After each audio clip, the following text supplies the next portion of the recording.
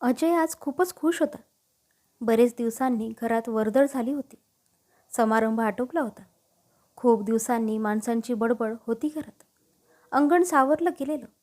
एक एक करून जो तो आपापल्या घरी निघून गेल्यावर रांगोळ्या काढून सजवलेलं ते अंगण पाहत अजय ओसरीवर उभा राहून विचार करत होता. सगळं शांत होतं, पण प्रसन्न होतं. क्षमा गेल्यानंतर तर घर जणू पडीक झालं होतं. पुन्हा कधीही घर किंवा अजय हसेल याची कुणालाही खात्री वाटत नव्हती. सगळ्या प्रसन्नतेने भारलेल्या त्या वेळीही क्षमाच्या विचाराने काही वेळ अजयची तंद्री लागली. क्षमा देशमाने कॉलेजमधली सगळ्यात देखणी, सुस्वभावी, हुशार आणि अष्टपैलू मुलगी. शिवाय श्रीमंत घरातील एकुलती एक. इतकं सगळं असूनही कसला व्यर्थ अभिमान नाही. वादविवाद स्पर्धेत समोरच्याला हमखास चितपट करणारी क्षमा एरवी मात्र खूप शांत असायची. तिच्या या स्वभावामुळे तिच्या आणि इतरही वर्गातील मुलं तिच्या मागे अगदी गोंडा घोळत असायचे. पण तिच्या मनात मात्र एकानेच घर केलं होतं. तो म्हणजे अजय शिंदे. एका गरीब मध्यमवर्गीय घरातील एक रुबाबदार तरुण. अभ्यासात आणि बाकी सगळ्या उपक्रमात कायम हिरिरीने सहभाग घेऊन कॉलेजला खूप सारी बक्षिसंसुद्धा मिळवून दिलेली त्याने. वादविवाद स्पर्धा जरी क्षमाची असली तरी वक्तृत्व स्पर्धेत नेहमी अजय बाजी मारायचा. शिवाय कॅरम आणि बॅडमिंटन स्पर्धेतही त्याला तोड नसायची. अनेक स्पर्धा, त्यासाठीचे दौरे यांमध्ये नकळत कुठेतरी दोघेही एकमेकांमध्ये ओढले गेले होते. हळूहळू दोघे कॅन्टीन आणि लायब्ररीमध्ये सोबत दिसू लागले होते. नंतर तर बऱ्याच जणांनी त्यांना बागेत एकत्र पाहिलं होतं. पूर्ण कॉलेजमध्ये जेव्हा बातमी पसरली तसे अनेक जण आणि अनेक जणी असे सगळेच हळहळले होते. क्षमाच्या लांब वेणीत गुलाबाचं फूल भरणाऱ्या अजयला पाहून मुली आणि लाजून अजयच्या मिठीत शिरणाऱ्या क्षमाला पाहून सगळी मुलं नुसती चरफडायची. पण अजय आणि क्षमा दोघेही सोबत अगदी शोभून दिसत असत हेही तितकंच खरं. श्रीमंत क्षमाच्या घरी हे सगळं मान्य होणार नव्हतंच. पण क्षमा आपल्या निर्णयावर ठाम होती. तिला आपली निवड आणि अजय दोन्हीवर विश्वास होता. म्हणून तर घरच्यांनी विरोध करूनही तिने अजयशी पळून जाऊन लग्न केलं.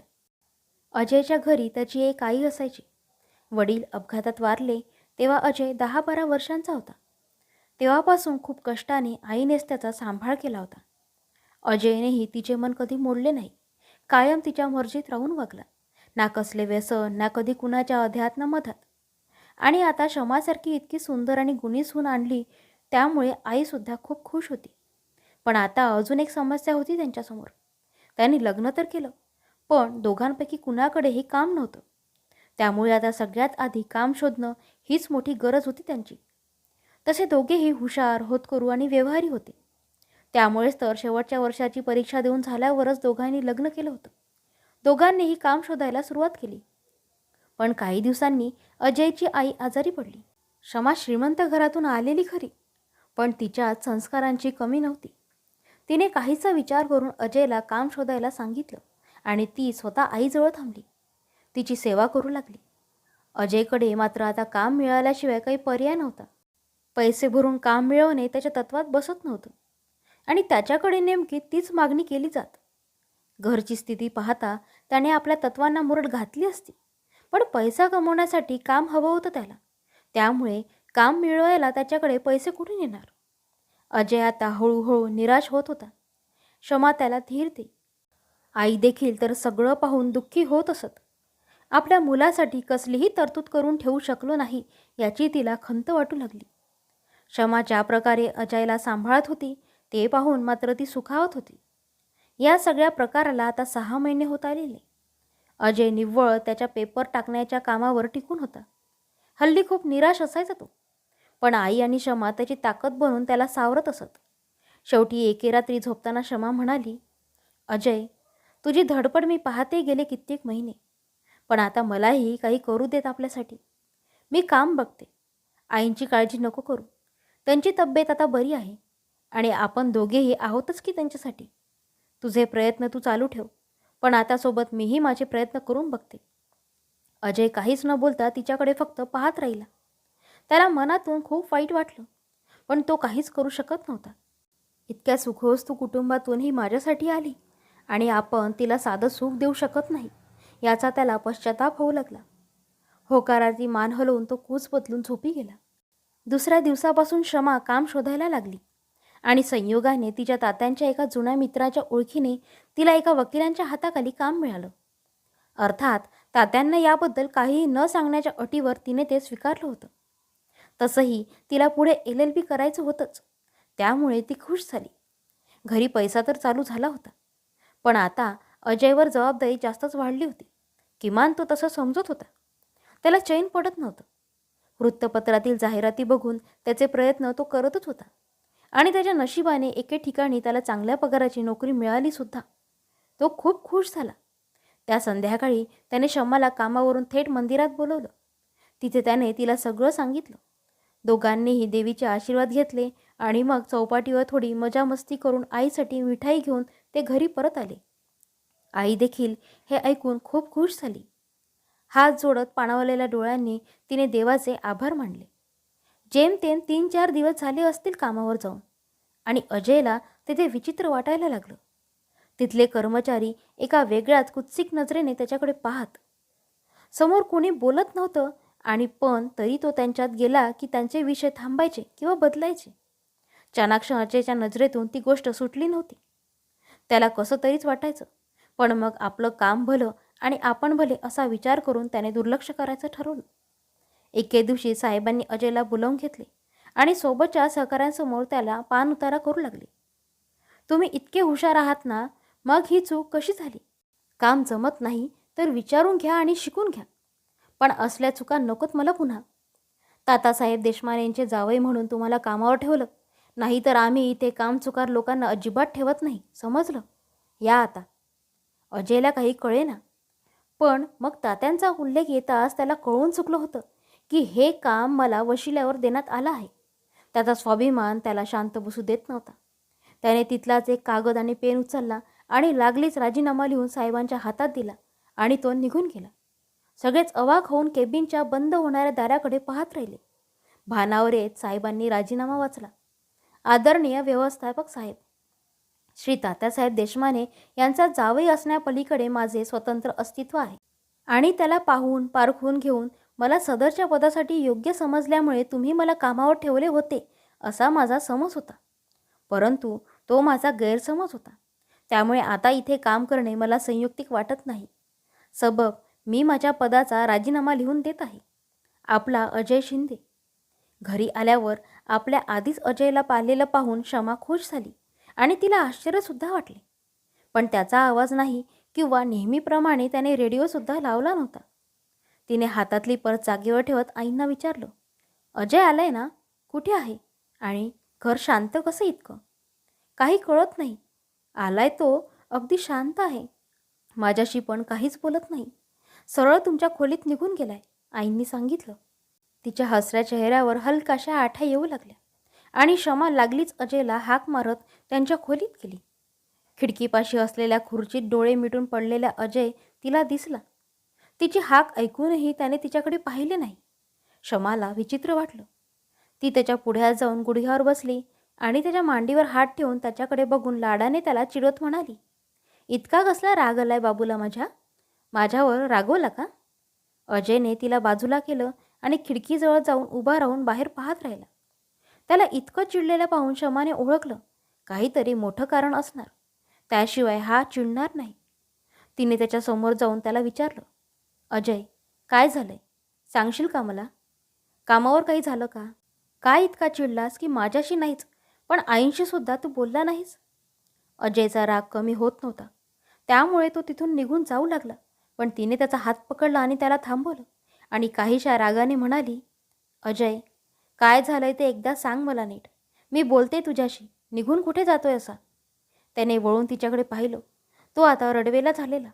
ते पाहता शमाने त्याला मिठी मारली आणि विचारू लागली, काय झालं रे? सांग ना. मी नालायक ठरलो. मी तुझ्या आणि आईच्या अपेक्षा नाही पूर्ण करू शकलो. मी नालायक ठरलो आज, अजय म्हणाला. तिने चमकून त्याच्याकडे पाहिलं.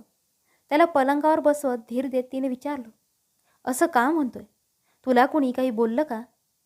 मी राजीनामा देऊन आलोय आज. डोळे बंद करून एक मोठा सुस्कारा सोडत अजयने सांगून टाकलं. अरे पण का? असं अचानक? कारण मला ते काम निव्वळ एका पात्रतेवर मिळालं की मी श्री तात्यासाहेब देशमाने यांचा जावई आहे. बाकी माझी काहीही लायकी नाही.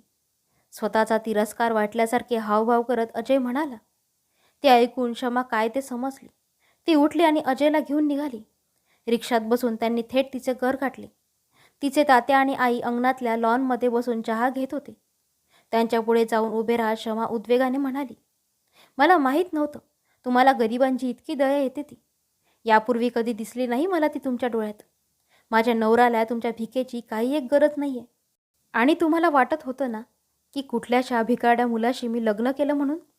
तर आता तुम्ही बघा, ज्या क्षणी त्याला कळलं की ही नोकरी तुमच्या दयेने मिळाली आहे, त्या क्षणी त्या नोकरीला लाथ मारून आला आहे हा अजय. घरी इतकी हालाकीची परिस्थिती असून सुद्धा हा आहे माझा अजय, ज्याच्यावर मी प्रेम केलं आणि आज मला सार्थ अभिमान आहे त्या गोष्टीचा. आज जे झालं ते शेवटचं. यापुढे आमच्यासाठी काही करायचं झालं तर फक्त तुमचे आशीर्वाद असू द्यात. बाकी तुमचं आम्हाला काहीच नको. चल अजय. असं म्हणत तिने अजयचा हात धरला आणि त्याला घेऊन तिथून निघाली.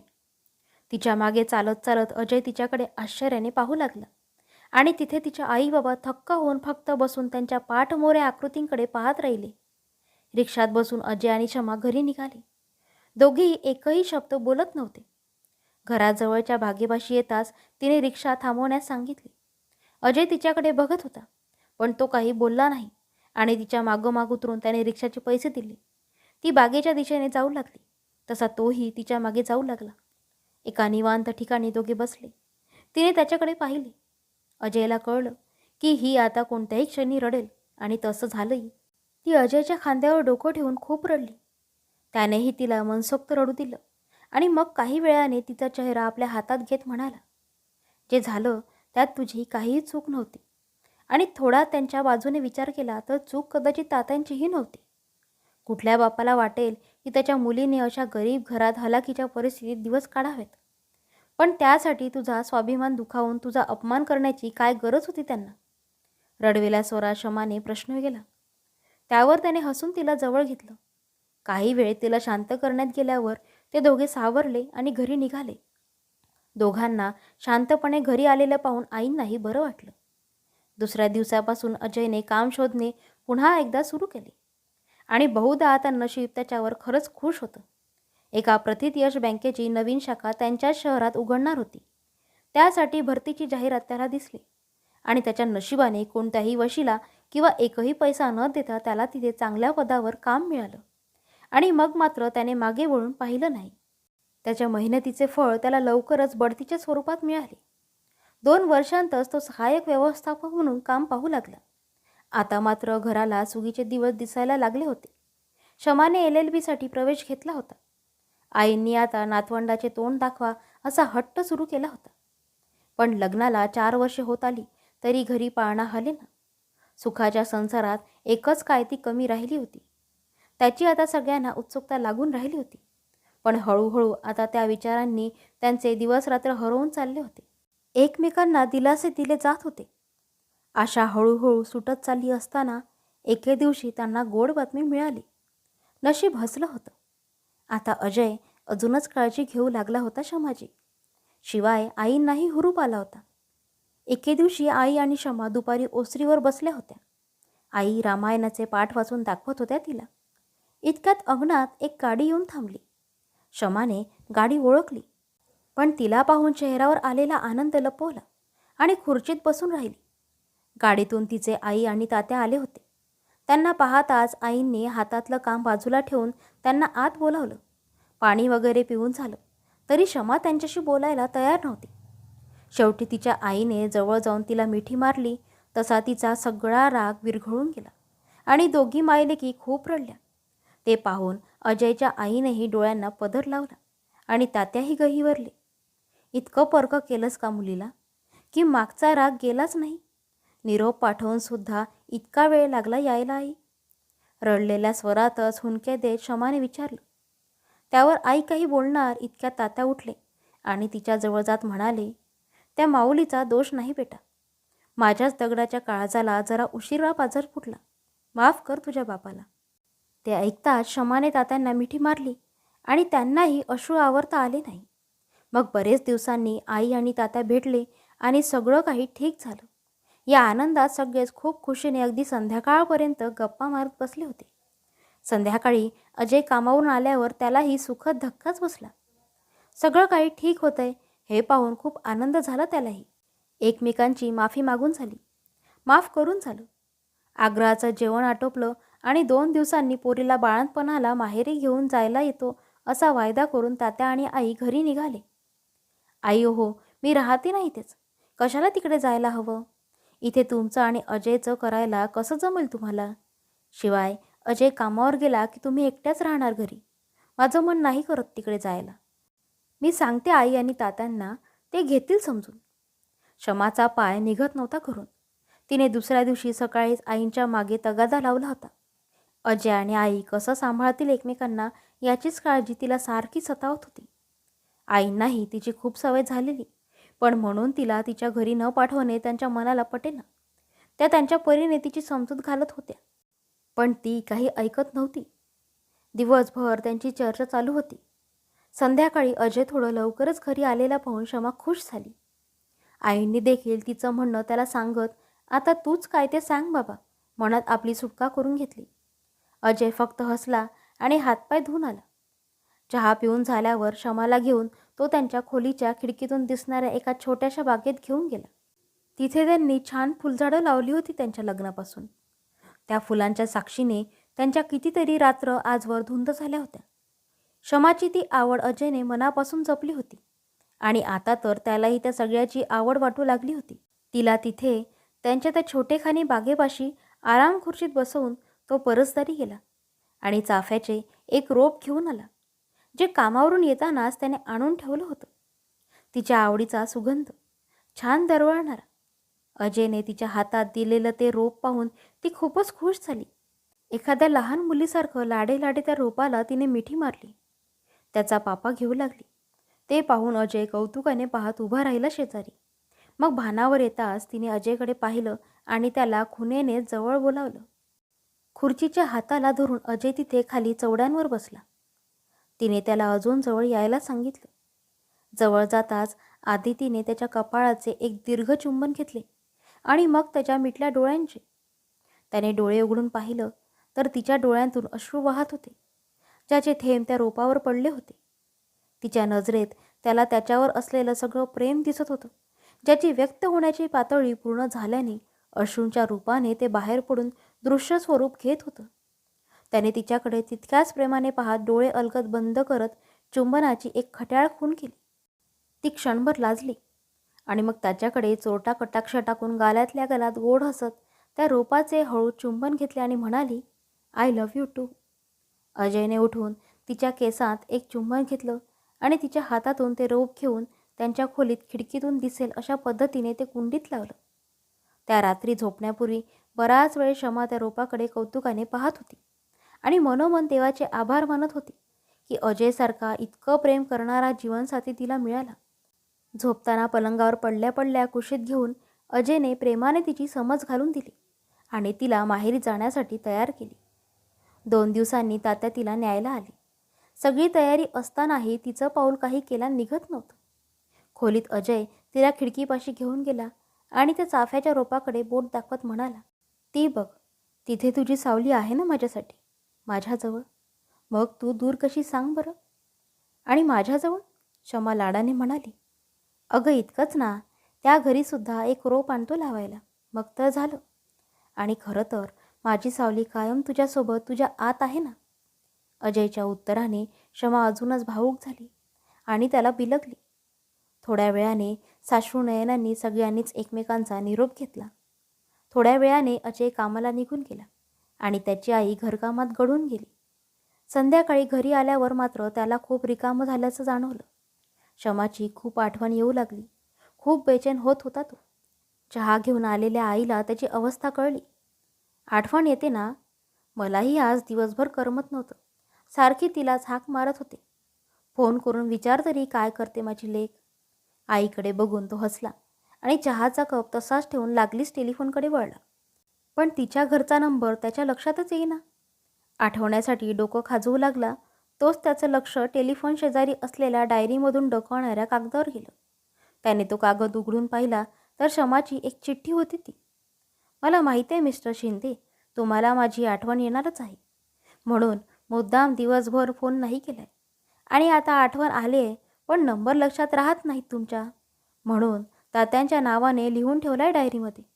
करा डायल, मी वाट बघते. तुमची क्षमा. ते वाचून त्याला खूप हसायला आलं. तिने त्याच्याही नकळत त्याचा प्रेमळ ताबा घेतला होता.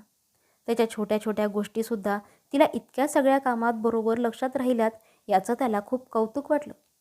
त्याने नंबर शोधून डायल केला आणि अगदी पहिली रिंग पूर्ण ऐकूनही आली नसेल इतक्यात पलीकडून क्षमाचा आवाज आला.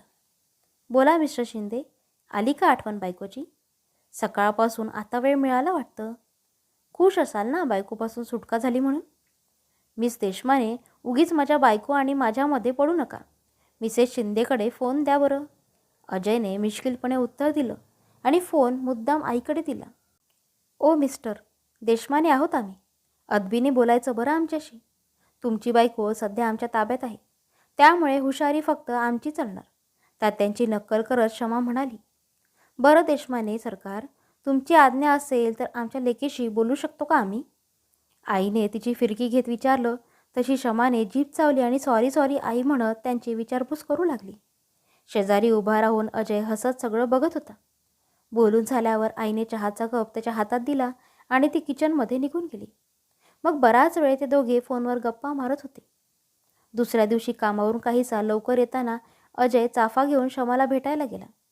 तिच्या खोलीत जाताच क्षमा त्याला अशी बिलगली की जणू कित्येक जन्मांची भेट राहिली होती. हल्ली ती खूप भावूक होऊ लागली होती.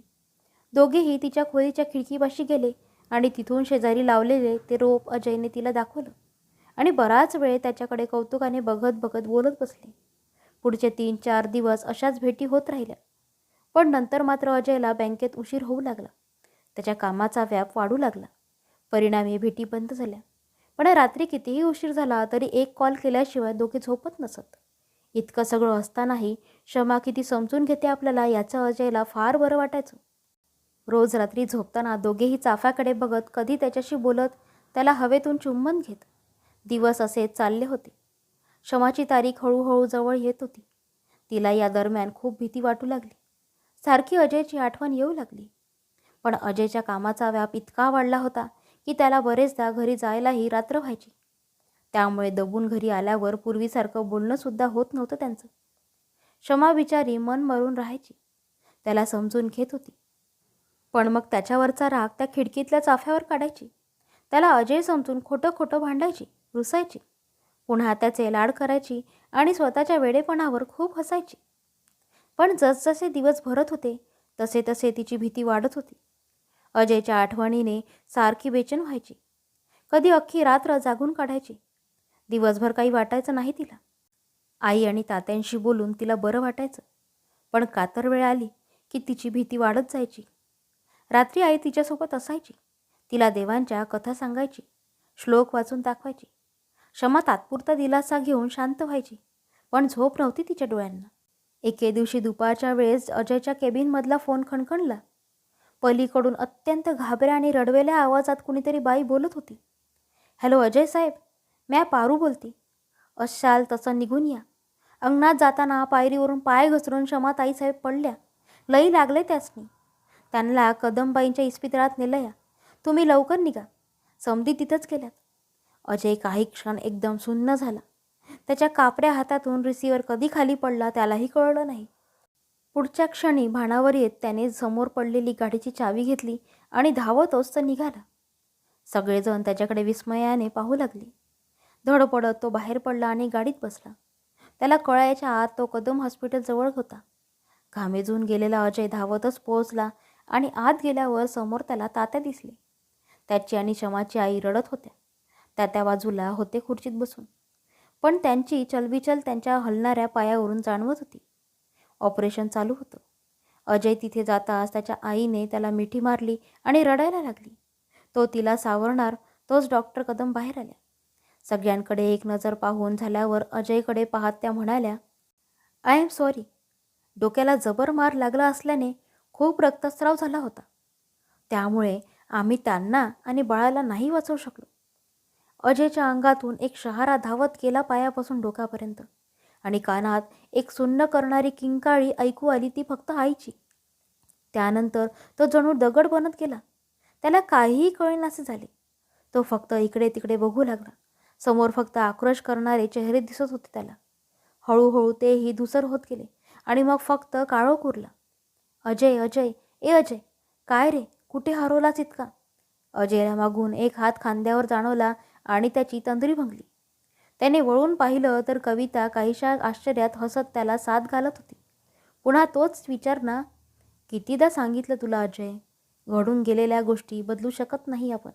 चल, मला आत घेऊन चल बरं. अजयच्या चेहऱ्यावर आलेला घाम पदराने पुसत कविता म्हणाली. अजय तिच्या फुलांनी सजवलेल्या रूपाकडे बघत वरवर हसला आणि तिच्या खांद्याला धरून तिला हळूहळू खोलीत घेऊन गेला. रात्री झोपण्याची वेळ झाली. औषध देऊन कविताला झोपवलं त्याने, पण आज त्याचे डोळे सताड जागे होते. तो उठून खिडकीजवळ गेला आणि बाहेर त्या चाफ्याला बघत उभा राहिला. आज खूप बेचैन झाला होता तो बरेच दिवसांनी. खूप दिवसांनी त्याचा हात बाजूच्या ड्रॉवरकडे गेला. त्याने त्यातून हळूच एक सिगारेट आणि लायटर काढलं. आवाज न करता ड्रॉवर बंद केलं आणि खिडकी लावून तो गुपचूप बाहेर निघून गेला. सिगारेट शिलगावली आणि डोळे बंद करत एक झुरका घेतला. पुन्हा डोळे उघडले तर समोर तेच चाफ्याचे झाड. पुन्हा एकदा भूतकाळ डोळ्यांसमोर आला. याच चाफ्याच्या मुळाशी त्याने श्रमाची थोडी राख टाकली होती. झुरके घेत घेत तो त्या चाफ्याच्या झाडाला बघत होता. डोळ्यांतून त्याच्याही नकळत अश्रू वाहत होते.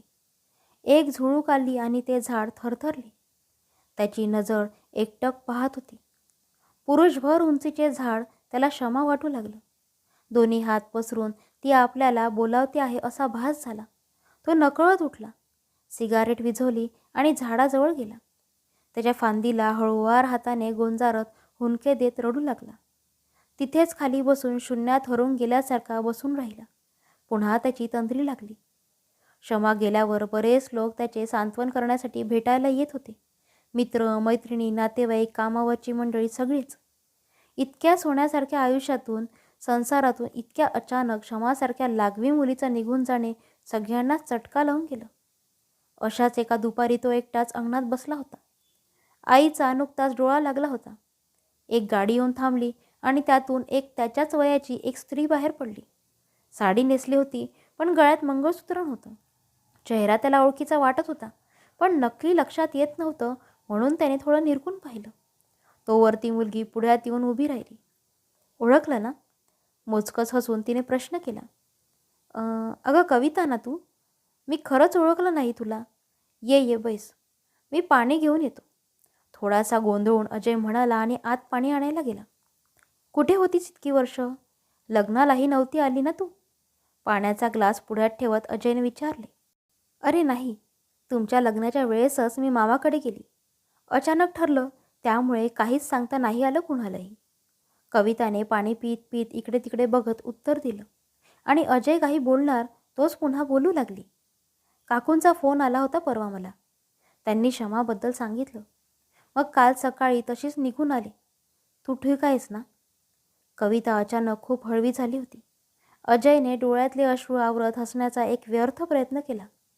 तिने आपली खुर्ची त्याच्या बाजूला सरकवली आणि त्याच्या हातावर हात ठेवत त्याला धीर देऊ लागली. त्याने तो अजूनच रडू लागला. त्याला रडताना पाहून तिलाही अश्रू अनावर झाले. बराच वेळ गेल्यावर ते दोघे सावरून बसले. डोळे पुसून झाल्यावर तो तिची चौकशी करू लागला. इतकी वर्षे तिकडेच राहिली आणि मग काय करते आता? काका किती शिस्तीचे आहेत माहिती आहे ना तुला? त्यांची सारखी भुणभुण असायची. कंटाळा यायचा रे. काकूकडे बघून सगळं सहन करायची. आई बाबा गेल्यावर त्यांनीच सांभाळलं होतं. काका तापट, पण काकूने खूप माया केली माझ्यावर. पण मग नाही जमलं अरे जास्त वेळ तिकडे काढणं. 2 वर्षांपूर्वी काका गेले, पण इकडे यावं नाही वाटलं. शिवाय मामाच्या घरी सगळं मला हवं तसं चालू देतात. सगळे लाड करतात. आधी पत्रकार होते, आता दूरदर्शनमध्ये बातमी निवेदक म्हणून काम मिळेल असं दिसते. बघूयात. अजय तिच्याकडे बघत राहिला तशी ती गोड लाजली. तिला लाजताना पाहून अजय दुःख विसरून मनापासून हसला काही क्षण. कविता राजे, तुम्ही चक्क लाजता आहात. अगं, तुझ्या थाऱ्याला उभं राहण्याची कुणाची बिशाद नसायची कॉलेजमध्ये. तुझ्या नाटकात काम करायला नकार दिला म्हणून तू माझ्याशी भांडण करून बोलणं टाकून दिलं होतं. आणि तू आता अशी साडीमध्ये, केस वाढवून वेणी घातलेली अशी लाजते आहेस. खरंच विश्वास नाही बसत अगं. मगाशी म्हणूनच तुला ओळखायला वेळ लागला मला. काही नाही रे, तेव्हा होते मी तशी बिंदास पोरकट. पण प्रत्येक गोष्टीची एक वेळ असते. त्या वयात ते ठीक होतं. ते वय खरंच वेडं होतं, खूप वेडं. इकडे तिकडे बघत ती बोलत होती आणि तिची तंद्री लागत होती इतक्यात अजय म्हणाला, वाटतेच पत्रकार अगदी. बरं, लग्न वगैरे का नाही केलं अजून? तुझ्यासारखा नाही ना भेटला कुणी? असो, चल आता निघते. काकू वाट बघत असेल. आणि एक कामही आहे इथे, ते आटपून मग घरी जाते. आणि आता आहे इथेच, येईल पुन्हा. असं म्हणत ती लगबगीने जाऊ लागली. तसा अजय तिला गाडीपाशी सोडायला गेला. गाडीत बसताना त्याच्या खांद्यावर हात ठेवत ती म्हणाली, काळजी घे अजू. खूप दिवसांनी त्याने ती हाक ऐकली होती. त्याला बरं वाटलं. ती गाडीत बसली तसा गाडीच्या दरवाजावर वाकत तिला म्हणाला, कविता, खूप बरं वाटलं तू आलीस पण. इतकं म्हणत तो पुन्हा हळवा झाला. कविताने त्याला हलके हसून धीर दिला आणि ती निघाली. त्यानंतर ती येत राहिली घरी. आईशी गट्टी जमली होती तिची. घरी येऊन जेवण करून देणं, सांत्वन करण्यासाठी भेटायला येणाऱ्या लोकांची उठबस करणं, सगळं तीच बघत होती. आई आणि अजयला तिचा खूप आधार वाटू लागला होता. कॉलेजमध्ये असतानाचे किस्से आठवून बऱ्याचदा हसत ती गई. शमाची आठवण आली की मात्र सगळे रडायचे. आता 8 महिने होऊन गेले तरी त्यांचा दिनक्रम ठरलेला असायचा. अजय दिवसभर कवितासोबत असल्याने दुःख विसरून असायचा. पण रात्री तो आणि चाफा ठरलेलं असायचं. काय झालं कुणास ठाऊक, पण इतकी काळजी घेऊनही चाफा आता बहरत नव्हता. झाड वटलं नव्हतं, पण का कुणास ठाऊक, फूल लागत नव्हती त्यावर. रात्री खिडकीत उभा राहून अजय बरेचदा त्याच्याशी समा समजून बोलायचा. त्याला सगळं आयुष्य खूप जड वाटायचं. कामावर रुजू झाला. काम सुरू झालं पूर्वीप्रमाणे. व्याप वाढवला त्याने मुद्दाम, पण तरीही राहून राहून त्याला क्षमा आठवायची. तिचं ते निपचित पडलेलं शरीर आठवून तो शहारून जायचा. कधी कसलंही व्यसन नसणारा अजय आता सिगरेट ओढू लागला होता. या सगळ्यांमध्ये काळ मात्र त्याच्या गतीने चालत होता. बघता बघता वर्ष गेलं. 2.5 वर्षे झाली होती आता शमाला जाऊन. अजयच्या आईची तब्येत अलीकडे कुरबुर करायला लागली होती. त्यांना खूप वाटायचं की शमाचे दुःख विसरून अजयने आता पुन्हा संसार थाटायला हवा. त्याला आधाराची गरज होती आणि आपण तरी कुठवर असणार त्याच्यासाठी. कवितामध्ये त्यांना आशेचा किरण दिसला होता. पण अजय तयार होईल का, या भीतीने त्या अजून तरी काही बोलत नव्हत्या. एके दिवशी कविताची काकू भेटायला आली तेव्हा तिच्याकडे त्यांनी मनातलं बोलून दाखवलं. त्यानंतर दोघी बराच वेळ बोलत होत्या. अगदी संध्याकाळी अजय कामावरून येईपर्यंत त्यांची चर्चा चालू होती. अजय, अजय, उठ ना, बघ माझ्याकडे. अजयने डोळे उघडून पाहिलं तर एका निर्विकार चेहऱ्याने शमा त्याला पाहत उभी होती. अजय पटकन उभं राहिला आणि तिच्याकडे जाऊ लागला. तसं तिने हातानेच त्याला थांबायची खूण केली आणि म्हणाली, तू नको येऊ रे इथे. इथे काही नाही आहे आता. मलाही नाही करमत इथे असं. मीच येते, थांब तुझ्याकडे. तू नको येऊ, मी येते. असं म्हणत बघता बघता तिने एक तेजस्वी फुलपाखराचे रूप घेतले आणि त्याच्याभोवती 2 चकरा मारून ती त्या चाफ्याच्या झाडात लुप्त झाली. हळूहळू त्याच्यासमोर तो सारा प्रकाश विरत गेला. अजय तचकून उठला. सकाळ होत होती. अंधुक प्रकाश दिसायला लागलेला होता. त्याने आजूबाजूला पाहिलं तेव्हा त्याला कळलं की तो चाफ्याच्या झाडाला टेकून झोपी गेलेला रात्री. कविताची आठवण होताच तो पटकन उठला आणि खोलीत गेला. कविता अजून गाढ झोपलेली. त्याला हायसं वाटलं. त्याने आंघोळ केली आणि तो खोलीमध्ये खिडकीजवळ चहा घेऊन खुर्चीत बसला. कविताकडे पाहून हलके हसला तो आणि मग तिच्या गर्भाकडे पाहिलं. त्याला आताही विचार करताना खूप वेगळं वाटत होतं की इतक्या वर्षांनी इतक्या सगळ्या गोष्टी घडून गेल्या आणि तरीही कालपासून तो पुन्हा शमाच्या आठवणीत रमला होता. चहाचा घोट घेतल्यावर त्याला थोडी तरतरी आली, पण नजर बाहेर चाफ्याकडे गेली आणि तो रात्रीच्या स्वप्नाचा विचार करू लागला आणि नकळतच पुन्हा भूतकाळात गेला. एके दिवशी न राहून आईने त्याच्यापाशी पुन्हा लग्न करण्याचा विचार बोलून दाखवला. अजयने ठाम नकार दिला, तरीही त्या त्यांच्या परीने प्रयत्न करतच राहिल्या आणि त्यानंतर दर दिवशी कामावर जाताना आणि संध्याकाळी घरी आल्यावर त्या मुद्दाम लग्नाचा विषय काढत असत. आधी सपशेल नकार देणाऱ्या अजयला नंतर नंतर मात्र आईचे म्हणणे पटू लागले. शिवाय त्याच्या आयुष्यातील पोकळीची जाणीव त्याला रोज होतच होती. पण तरीही तो नकार देत होता. त्या दिवशीसुद्धा आईने रात्री जेवताना विषय काढला. शेवटी आईच्या रोजच्या त्रासाला वैतागून त्याने विचारलं, बरं आई, तू म्हणते तसं मी लग्नाला तयार झालोच, तर कोण देणार आहेत मला मुलगी? कोण माझ्याशी लग्न करायला तयार होणार आहे? तेव्हा ऐक माझं, सोडून दे हा विषय. कविता कशी वाटते तुला? आईच्या या प्रश्नावर तो चमकला. काही क्षण गांगारून गेला आणि मग म्हणाला, काहीतरी बोलू नको आई. ती चांगली मैत्रीण आहे इतकंच. त्या पलीकडे मी विचार नाही केला कधी तिचा. तिचं अजून लग्न झालेलं नाही आहे. चांगली वागते आपल्याशी म्हणून असा कसा विचार करू शकतो आपण? आणि ती तयार असेल तर? आई अगं, ती एका बीजवराशी लग्न का करेल? कारण तू तिला आवडतोस. आईच्या या उत्तरावर मात्र अजय खरंच गप्प झाला. त्याला काहीच कळत नव्हते. कसाबसा फक्त तो म्हणजे इतकंच बोलू शकला. सांगते. त्या दिवशी तिची काकू आलेली. तिने मला सांगितलं. कविता येणार होती म्हणून तिने तिची रूम साफ करायला घेतली. तेव्हा तिथे माळ्यावर एक जुनी डायरी तिला सापडली. ती कविताची कॉलेजच्या वेळची डायरी होती. तिने सहज चाळून पाहिलं तर त्यात तिने तुझ्यावर लिहिलेल्या कविता आणि तुझ्यावर असलेल्या प्रेमाबद्दल लिहून ठेवलं होतं. कविता आली त्या रात्री तिने तिला तिच्याबद्दल विचारलं. तेव्हा तिने सगळं खरं असल्याची कबुली दिली. ती सुरुवातीपासूनच तुझ्यावर प्रेम करायची. अगदी आजही करते. क्षमा आणि तुझ्याबद्दल समजलं तेव्हा तिने सगळं काही आपल्या मनात ठेवलं होतं. आणि तुमच्या लग्नाच्या वेळी ती हे शहर सोडून मामाकडे निघून गेली. आताही तिला तिथे दूरदर्शनमध्ये कामाची संधी चालून आली होती. पण निव्वळ आपल्यासाठी, किंबहुना तुझ्यासाठी तिने ती नाकारली आणि ती इथेच राहिली आपल्यात. तिच्या मनात अजूनही तू आहेस. पण तुझ्या मनात क्षमा असल्याने ती हे कधीच बोलून दाखवणार नाही हे तिच्या काकूने ओळखलं आणि म्हणून त्या तिच्या नकळत माझ्याशी बोलायला आल्या होत्या. मला विचारशील तर कविता खूप गोड आणि गुणी मुलगी आहे. तिच्याशी लग्न कर, संसार कर. अख्खं आयुष्य आहे तुझ्यापुढे. मी आज आहे सोबत, पण उद्याचा काय भरोसा? तुझे बाबा गेल्यावर तू होतास म्हणून मी जगले. आपल्याला साथीदाराची गरज असतेच रे, ऐक माझे. अजय खाली मान घालून ऐकत होता. पण डोक्यात कॉलेजचे प्रसंग फिरू लागले. कविताने त्याच्याशी केलेलं भांडण आणि मग धरलेला अबोला. तिचे त्याची बाजू घेऊन भांडणं सगळं आठवत होतं त्याला. आणि आता त्याचे अर्थही लागत होते. क्षमापुढे त्याला इतर कुणाचा विचार करायला वेळही नसायचा. दोघे त्यांच्याच दुनियेत असायचे. आणि कविता म्हणजे चुकून मुलगी झालेली टॉम बॉय.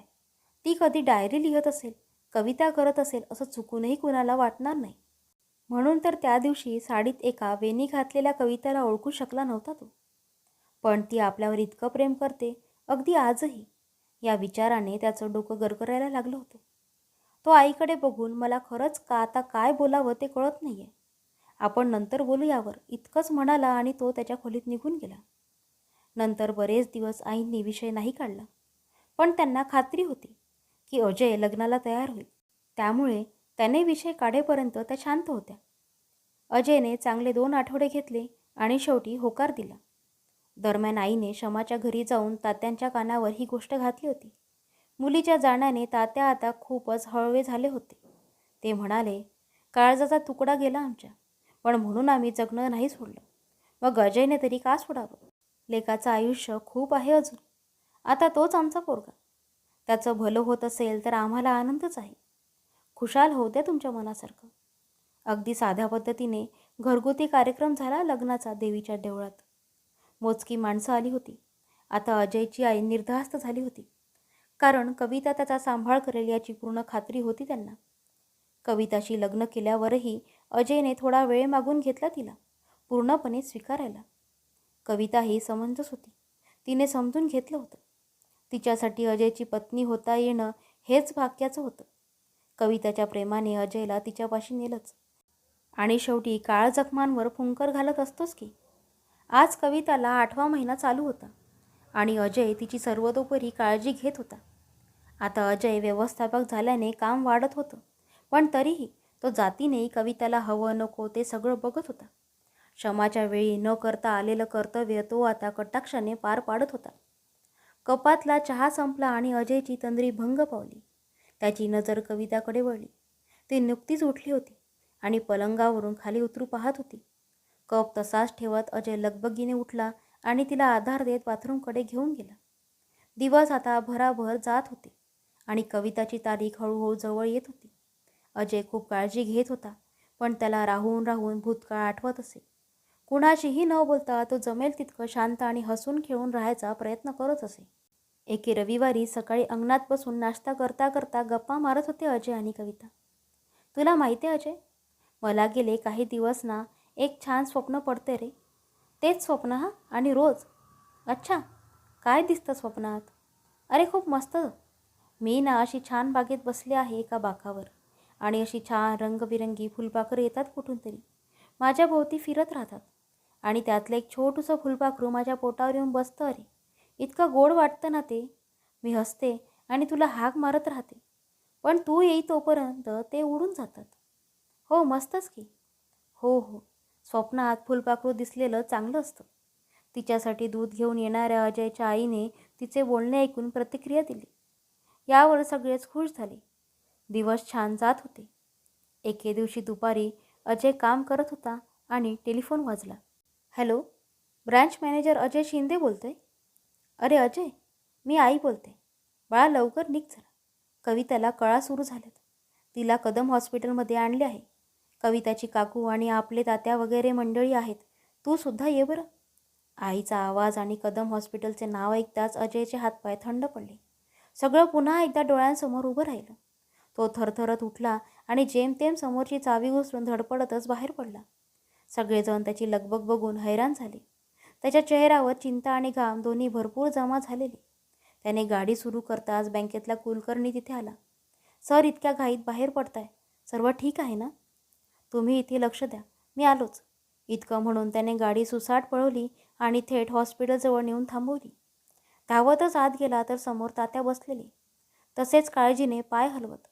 बाजूला कविताची काकू, त्याची आई आणि त्यांच्या शेजारी शमाची आई दिसली, आणि त्याने एक आवंढा गेला. त्याचे हातपाय आता लटपट करायला लागलेले. तात्यांनी ते हेरलं. ते उठून आले आणि त्याला धीर देत आपल्या शेजारी बाकावर बसवलं. काही वेळ असाच धीर गंभीर शांततेत गेल्यावर डॉक्टर कदम बाहेर आल्या.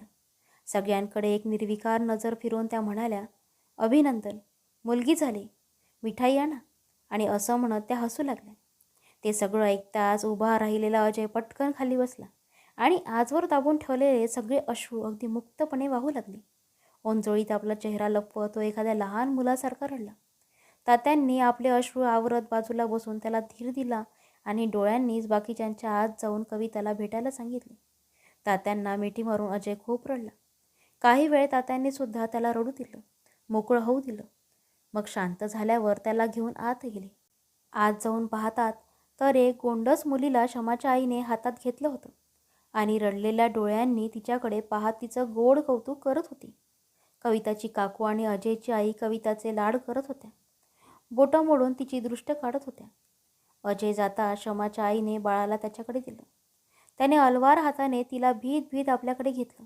अत्यंत गोड गुलाबी गुलाबी कांती पाहून अजयला भरून आलं. त्याने तिचा मुका घेतला आणि समोर धरून तिला पाहू लागला. तेव्हा त्याचं लक्ष एका गोष्टीने वेधलं. बाळाच्या हनुवटीवर तीळ होता, अगदी तसाच जसा शमाचा होता. त्याने चमकून शमाच्या आईकडे पाहिलं. तिने रडलेल्या डोळ्यांनीच मान हलवली. तात्यांकडे पाहिलं. अजयने तेव्हा तात्या लहान होऊन रडत होते. त्याने बाळाला त्यांच्या हातात दिलं आणि तो कविताजवळ गेला. तिला प्रेमाने जवळ घेतलं आणि तिच्या कपाळाचे एक चुंबन घेतले. सर्वांसमक्ष असं केल्याने कविता खूप लाजली. कविताच्या काकूने हसत विचारलं, काय मग, नवे नवे आई बाबा, बाळाचं काय नाव ठेवायचं, काही ठरवले का? शमा, अजय आणि कविता एकाच सुरात बोलले आणि एकमेकांकडे चमकून पाहिलं.